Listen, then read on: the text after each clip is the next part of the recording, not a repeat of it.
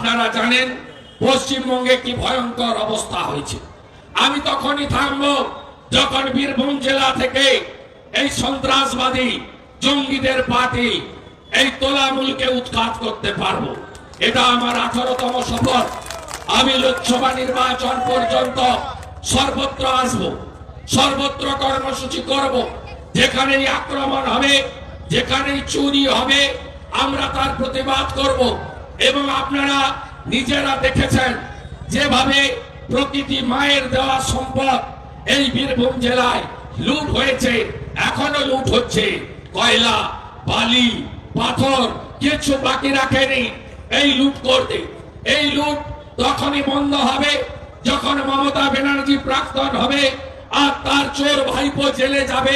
তার আগে বন্ধ হতে পারে না। কেষ্ট গেছে জেলে, অনেক বেআইনি কলেজ মলয়পীঠের বিবাস অধিকারীর বাতিল পর্যন্ত হয়েছে। আপনারা নিশ্চিন্ত থাকুন, আমরা জিরো টলারেন্সের নীতিতে লড়াই করি। কাউকে ছাড়বো না, আমরা একটাকেও ছাড়া হবে না। এক বন্ধু সকালবেলা তার ফেসবুক পোস্টে বলেছেন, খয়রাস হলে শুভেন্দু অধিকারী যাদের বিরুদ্ধে বলেছিল এখন তাদের বিরুদ্ধে কেন বলছে না। আমি আপনাদের বলে দিই, কেষ্ট মন্ডল এই জেলার ছোট মুখ্যমন্ত্রী ছিল। তার নেতৃত্বে গণতন্ত্র লুট হয়েছে, ধ্বংস হয়েছে। এখন কেষ্টর জায়গায় কাজল শেখকে বসানো হয়েছে। এই কাজল শেখের নেতৃত্বে এই জেলাতে দুর্বৃত্তায়ন এবং এই জেলায় সংখ্যালঘু মুসলিম যাদের এরা প্রতারিত করেছে, বঞ্চিত করেছে, শোষণ করেছে, তাদেরকে আবার নির্বাচনের আগে তাদেরকে উস্কানো হচ্ছে সাম্প্রদায়িকতার নামে।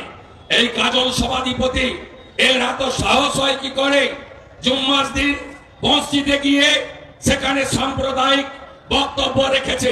ভেবেছে কেউ রেকর্ড করবে না। আমার কাছে সব তথ্য আছে। শুধু ভোটটা ঘোষণা হতে দেন, ইলেকশন কমিশনে দেব। কেষ্টর যে হালত হয়েছিল এর হালত তাই হবে। আর এই ডিসিআর কোম্পানি এ চিরদিন চলবে যতক্ষণ চোর মমতা আছে। বোতলটা নতুন, মদটা পুরনো। সরকার চায় তার রাজস্বটা আগে কেষ্টর বাড়ি যেত, এখন স্যামসিং তুলে, কাপাই বিশ্বাসরা তুলে এখন তারা ভাইপোর কাছে সরাসরি পাঠিয়ে দেয়। এখানে আপনার পাহাড় থেকে আলী খান রাজগ্রাম থেকে টাকা তুলে এখন আগে কেষ্ট যেত, এখন কাজলের কাছে যায়।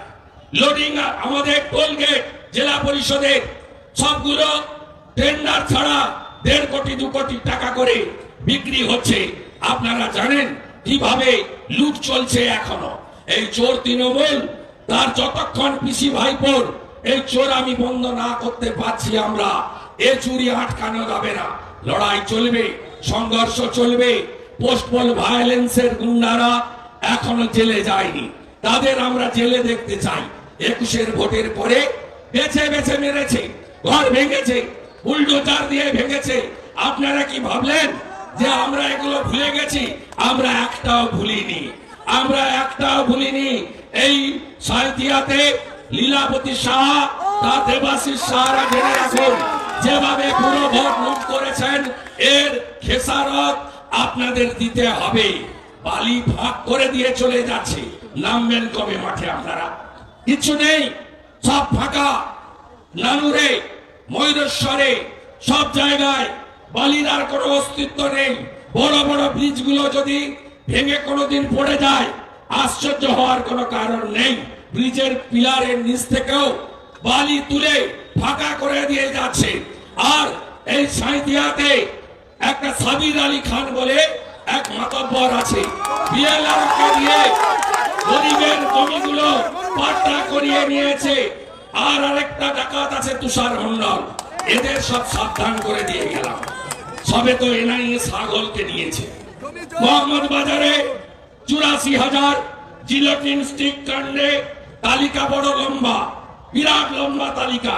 5 জন এমএলএ আছেন, মাতব্বররা আছেন, নলহাটি, মুরারই, হাসন, সব পান্ডারা আছেন, গুন্ডারা আছেন, ভাইপোরা আছেন, পুত্ররা আছেন, সবাই আছেন।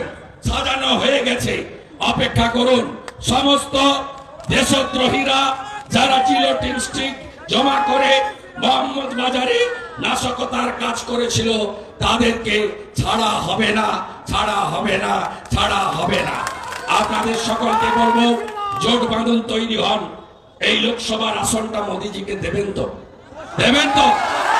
পদ্মচার ভোটদার, পদ্মচার ভোটদার নরেন্দ্র মোদিজি এমনিতেই প্রধানমন্ত্রী হবে। আমরা বলিনি, ওরা বলেছিল যে ছত্তিশগড়, রাজস্থান, মধ্যপ্রদেশ, তেলেঙ্গানার ভোট সেমিফাইনাল। বিজেপি বলেনি। বিজেপি জানতো এই ভোটে যাই হোক না কেন দেশের ভোটে দেশের মানুষ নরেন্দ্র মোদিজিকে আনবে। সেমিফাইনাল কারা বলেছিল? মমতা ব্যানার্জির মতো ছিন্নমূলীরা বলেছিল। এ তো সেমিফাইনাল है, इसमें तो साफ हो जाएगा, ये साफ हो जाएगा तो अगली बार मोदी जी पे साफ हो जाएगा। কিন্তু ছত্তিশগড়, মধ্যপ্রদেশ, রাজস্থানে পরিবারবাদী, ভ্রষ্টাচারী, তোষণের মাস্টার যারা, তারা একসঙ্গে সাফ হয়ে গেছে। এরা কারা? এদের মধ্যে আছে 4G কে কংগ্রেস, জওয়াহরলাল নেহরু, বেটি ইন্দিরা গান্ধী, তার ছেলে তার ছেলে রাজীব গান্ধী, তার ছেলে অর্থাৎ ইন্দিরা গান্ধীর নাতি রাহুল গান্ধী, হচ্ছে 4G। 3G আছে শেখ আব্দুল্লাহ, তার বেটা ফারুক, তার বেটা ওমর আব্দুল্লাহ। 3G আছে তামিলনাড়ু, করুণানিধি, বেটা স্টালিন, নাতি উদয়নিধি। আর 2G তো ছড়াছড়ি, চোর মমতা, তার চোর ভাইপো অখিলেশ, তার বাবা মুলায়ম, বেটা তেজস্বী, চারা খাওয়া লালু। 2G ছড়াছড়ি। এদেরকে ছত্তিশগড়ে, রাজস্থানে, মধ্যপ্রদেশে লোক সাফ করে দিয়েছে, বলে দিয়েছে মোদি হ্যায় তো মুমকিন হ্যায়, মোদি ছাড়া কোনো কথা নাই। আমরা দেশবাসী মোদিজির বাইরে যাব না। জোর তাড়াবেন তো? আছেন তো লড়াইতে? আছেন তো? আছেন তো? এরা দেখুন কতদূর নিচে নামতে পারে। কিভাবে আমাদের পশ্চিমবঙ্গে চোর ধরার ক্ষেত্রে বিচার ব্যবস্থার ভূমিকা আমরা কেউ অস্বীকার করতে পারি না। মমতা ব্যানার্জি যেভাবে তার সপারিষদ চুরি করেছেন, প্রশাসনকে অপব্যবহার করেছেন, এর বিরুদ্ধে সংবিধানের বড় পিলার জুডিশিয়ারি এগিয়ে এসেছে। কোন রাজ্যে আপনারা আছেন?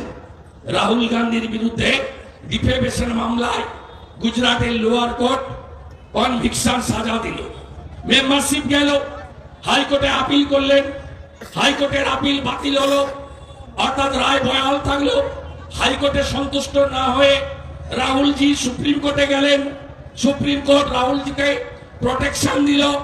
একটা বিজেপির নেতা, বড় থেকে ছোট, কেউ সুপ্রিম কোর্টের বিরুদ্ধে বলেছে? বিচারপতিকে আক্রমণ করেছে? করেনি। কারণ আমাদের দেশে সংবিধানের সবচেয়ে বড় পিলারটার নাম হলো জুডিশিয়ারি। আর পশ্চিমবঙ্গে দেখুন, অ্যাক্টিং চিফ জাস্টিস ছিলেন, এখন সুপ্রিম কোর্টের জাজ বিল্লাল সাহেব, তার বিরুদ্ধে এই তৃণমূলীরা হাইকোর্টে কিভাবে নোংরামি করেছিল। অশোক চন্দ্র মহোদয়, মাননীয় বিচারপতি, নন্দীগ্রামের মামলা প্রধান বিচারপতি তাকে দিয়েছিলেন। মমতা ব্যানার্জির অপছন্দ, তিনি লোক লাগিয়ে বিচারপতি অশোক চন্দ্রের উপরে আক্রমণ করলেন, ভাষা সন্ত্রাস করলেন, এজলাস বয়কট করলেন এবং মাননীয় বিচারপতি মামলা ছেড়ে দিলেন। 5 লক্ষ টাকা ফাইন হলো মমতা ব্যানার্জির বিরুদ্ধে। তিনি 5 লক্ষ টাকা কলকাতা বারে ফাইন জমা করলেন। তারপরে সম্মানীয় বিচারপতি রাজাশেখর মান্থার বাড়িতে পোস্টার ফেলা, একজনও গ্রেপ্তার হয়নি। তারপরে সম্মানীয় বিচারপতি অভিজিৎ গাঙ্গুলি মহোদয়, যিনি বেকার যুবক যুবতীদের ত্রাতার ভূমিকা নিয়েছেন, তার বিরুদ্ধে কিভাবে অশ্রাব্য কুশ্রাব্য ভাষায় আক্রমণ করেছে এই চোর তৃণমূলের লোকেরা আপনারা দেখেছেন। আর সম্প্রতি আরেকজন মহিষী নারী, এই বাংলার বিচারপতি সম্মানীয়া অমৃতা সিনহা মহোদয়া, তিনিও এই চুরি দুর্নীতির বিরুদ্ধে, পঞ্চায়েতে লুটের বিরুদ্ধে আইন মেনে, আইনের শাসন, পশ্চিমবাংলার নিপীড়িত, অত্যাচারিত বঞ্চিত মানুষকে পাইয়ে দেওয়ার জন্য তার ক্ষমতার মধ্যে তিনি আইন মেনে জবাব সওয়াল শুনে ব্যবস্থা নিচ্ছেন। কিভাবে আক্রমণ দেখুন, তার পরিবারের উপর আক্রমণ, তার নিরাপত্তা রক্ষী প্রত্যাহার।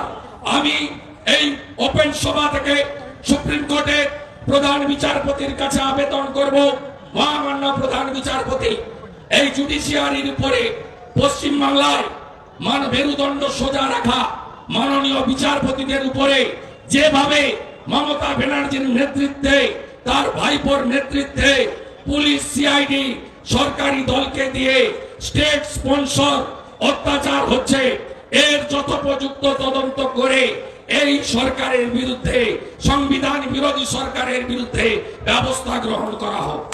আপনারা নিশ্চিতভাবে আমার সঙ্গে একমত হবেন, এই চোরা তৃণমূলকে তুলে ফেলতে হবে। ইনি এর আগে এই চোর তৃণমূলের নেতারা বলছিলেন কি, আপনাদের ভোট নিয়েছে কয়েকবার, কি বলেছে যে দিদি সব দিচ্ছে, ভোট দিবে না। কেন দিবে না? জন্মিলে কি বলেছিল, শিশু সাথী, মরিয়া গেলে কেউ শ্মশান কেউ কবরস্থান, কি বলেছিল সমব্যথী, যে দিদি তো জন্মালেও দিচ্ছে, মরে গেলেও দিচ্ছে, তাহলে দিদি ছাড়া অন্য কাউকে ভোট দিবে কেন? আর এখন সব জায়গায় প্লাকার্ড, টাকা চাই, টাকা দাও, টাকা বন্ধ কেন, জবাব দাও। এখন পা ধরতে দিল্লিতে গেছে, দিল্লিতে পা ধরতে গাই বাছুর যাচ্ছে, বলছে মোদি বাবা, মোদি বাবা পার করেগা, বাঁচাও মোদি বাবা, বাঁচাও, টাকা দাও, ভিখারি হয়ে গেছে রাজ্য, টাকা দাও। তাহলে এতদিন যে বলছিলে পিসি সব দিচ্ছে আর ভোট বিজেপি নিয়ে চলে যাচ্ছে, এখন কি বলবে? এখন তো প্রমাণ হলো বাংলা আবাস যোজনা নাই, ওটা প্রধানমন্ত্রী আবাস যোজনা। এখন তো প্রমাণ হলো বাথরুম গুলো মিশন নির্মল বাংলা নয়, ওটা স্বচ্ছ ভারত অভিযান। এখন প্রমাণ হলো বাংলা সড়ক যোজনা বলে কিছু নেই, প্রধানমন্ত্রী গ্রাম সড়ক যোজনা। এখন প্রমাণ হলো জল স্বপ্ন বলে কিছু নেই, সবই জল জীবন মিশন। এখন প্রমাণ হলো ওই মুখ্যমন্ত্রীর হাড়ি, চাল আর গমের বস্তার উপরে হাড়ি চিহ্ন, নিচে লেখা খাদ্য সাথী, ঢপের চপ, ওই হাড়িতে কিছু নাই, ধপরা হাড়ি, ওই ঠেকিতে কিছু নাই। এটা প্রধানমন্ত্রী অন্ন সুরক্ষা যোজনা, মাথা পিছু 5 কেজি চাল অথবা গম অথবা আটা, 6 জন থাকলে 30 কেজি ঝুলিয়ে ঝুলিয়ে নিয়ে আসেন আপনারা। দেশে 82 কোটি, রাজ্যে 6.5 কোটি। এখন প্রমাণ হলো 100 দিনের টাকা, 100 দিনের কাজ সব কেন্দ্রে মোদি বাবুর, ভারত সরকারের। আজকে মমতা ব্যানার্জি যে 12.5 বছর ধরে শুধু মিথ্যা কথাগুলো বলে গেছে, আর চটি চাটা বর্তমান আনন্দবাজার এরা এগুলো ছেপে গেছে। এই চটি চাটাগুলো বন্ধ, বয়কট করবেন তো? করবেন না? বর্তমান কেউ করবেন না? হাত তুলে বলুন। যুব সংঘ কিনবেন, করবেন না? বর্তমান মমতার লিফলেট এগুলো কেউ কিনবেন না। এই চটি চাটাদেরকে একদম উৎখাত করতে হবে। আমার উপর ভরসা রাখুন, ভরসা রাখুন। নন্দীগ্রামে গেছিল আমাকে হারাতে, হারিয়ে বাড়ি পাঠিয়ে দিয়েছে। প্রাক্তন মুখ্যমন্ত্রী করব, প্রাক্তন মুখ্যমন্ত্রী করব, প্রাক্তন মুখ্যমন্ত্রী করব, আর ভাইপোকে জেলে পাঠাবো।